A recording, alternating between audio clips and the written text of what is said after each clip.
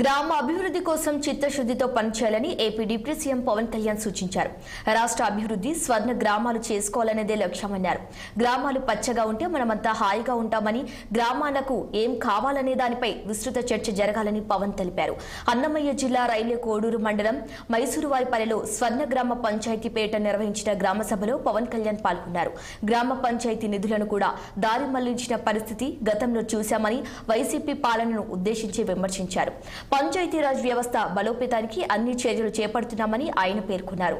13,326 పంచాయతీలు బలపడితే రాష్ట్ర అప్పులన్నీ తీర్చగలమన్న ఆయన బాధ్యతల నుంచి తాము పారిపోమని స్పష్టం చేశారు.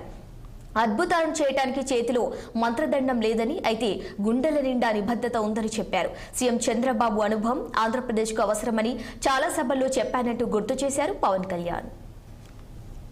పంచాయతీ రాజ్ వ్యవస్థని బలోపేతం చేయడానికి ఇది ఆంధ్రప్రదేశ్కి కాదు, భారతదేశానికి వెన్నెముక పంచాయతీ రాజ్ వ్యవస్థ. అందరూ నన్ను హోమ్ తీసుకోమని ఒకటే కోరుకున్నా. నేను అన్నా హజార్ అంటే పడి చచ్చిపోయాను చిన్నప్పుడు. మీకు తెలుసు, చిరంజీవి గారి సినిమా రుద్రవేణి సినిమా కూడా ఉంటుంది. అది అన్నా హజారే గారి ప్రేరణతో తీసింది.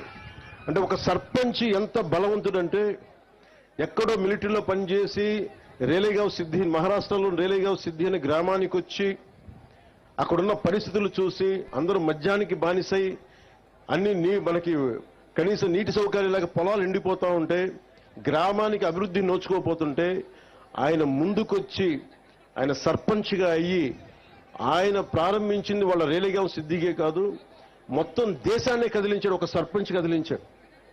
అది కూర్చోబెట్టి లోక్పాల్ బిల్లు కానీ, ఈ రోజున సమాచార హక్కు చట్టం కానీ, ఇవన్నీ ఆయన నాయకత్వంలో జరిగినాయి. అంటే ఒక సర్పంచ్ తలుచుకుంటే దేశాన్ని కదిలించగలిగే శక్తి ఉందనేది మన గ్రామాలు చూపించినాయి. అలాంటి 13,326 పంచాయతీలు కనుక బలపడితే, బలోపేతం అయితే, నిజంగా అభివృద్ధి దిశ వైపు వెళ్తే, మనందరం ఐక్యతగా ఉంటే ఆంధ్రప్రదేశ్కి ఎన్ని లక్షల కోట్లు వీళ్ళు అప్పు చేసిన అప్పులను తీర్చేయగలం. మనకు అంత శక్తి